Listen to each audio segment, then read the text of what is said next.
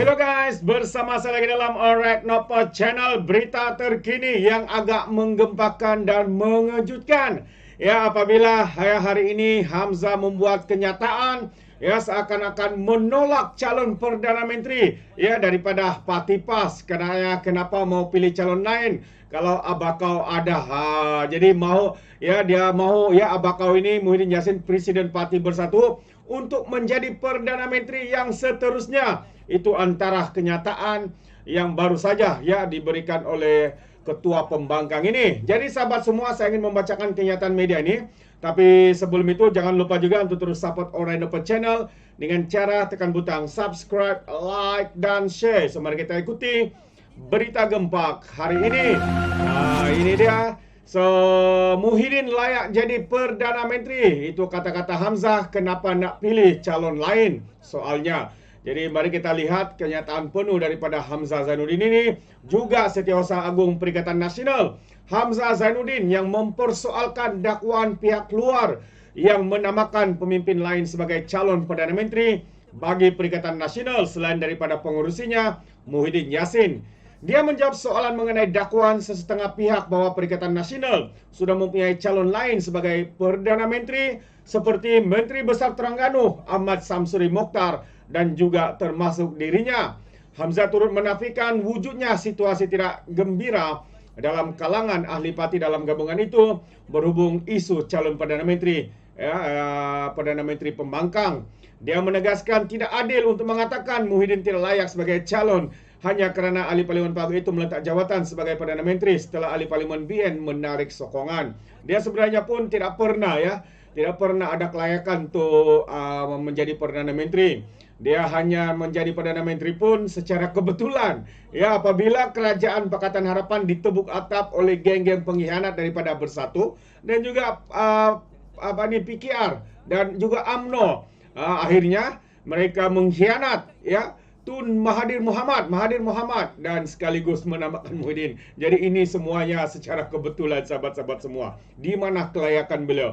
Lagipun ketika menjadi Perdana Menteri Kerajaan Perikatan Nasional, apa yang berlaku? Ya, rakyat hilang punca pendapatan, rakyat dikurung, darurat diisytiharkan, dan macam-macam lagi sahabat-sahabat semua. Dengan masa 22 bulan itu pelbagai skandal keluar. Skandal jana wibawa.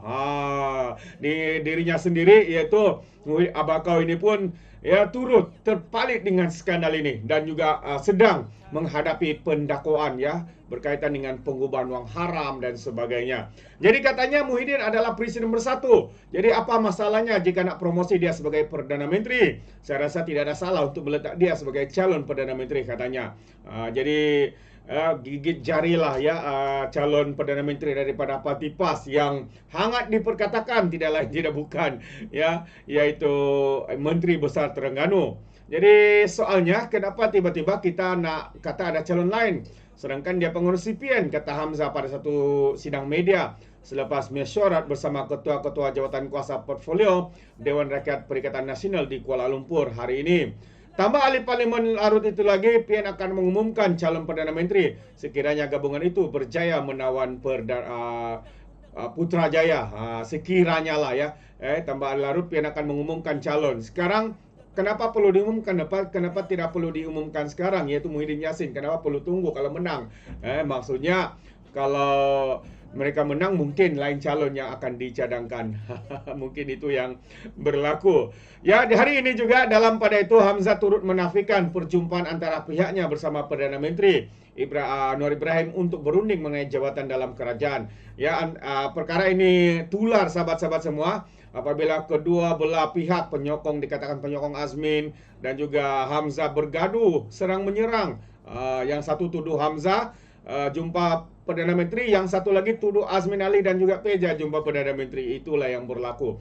Jadi malah dia bertegas mengatakan tidak pernah bertemu dengan Anwar setelah Presiden PKR itu memegang jawatan Perdana Menteri pada November lalu. Dia turut menafikan dakwaan bahwa ada pemimpin bersatu lain yang berjumpa bagi tujuan sama. Itu fitnah katanya. Saya tidak pernah jumpa dengan Anwar sejak itu. Itu antara penafian. Ya, dan jelas sahabat semua, kalau kita lihat PAS pastinya akan menggigit jari kerana Hamzah jelas mengatakan bahawa kenapa harus pilih calon Perdana Menteri lain, sedangkan kononnya Muhyiddin layak untuk menjadi Perdana Menteri. Itu antara kenyataan beliau. Jadi apa pandangan anda sahabat-sahabat semua? Jadi sebelum saya akhiri, satu lagi perkara yang saya ingin kongsikan, berkaitan dengan anak-anak Mahathir Mohamad. Yang sebelum ini apabila pihak ISPRI mengatakan jika gagal mengisytiharkan harta, mereka bakal didakwa. Hari ini anak-anak Mahathir ini memberikan respon, katanya, kami kumpul maklumat 43 tahun, harap bersabar. Itu antara jawapan balas daripada anak-anak Mahathir Mohamad ini. Yang anak-anak bekas Perdana Menteri Mahathir Mohamad meminta ISPRI bersabar sementara mereka mengumpul maklumat untuk tempoh 43 tahun. Menyifatkannya sebagai usaha yang mustahil, Mauzani dan Mirzan berkata demikian sebagai maklum balas kepada Ketua Pesuruhjaya ISPRM Azam Baki yang sebelum ini mendedahkan kedua-dua mereka masih belum menyerahkan pengisytiharaan aset.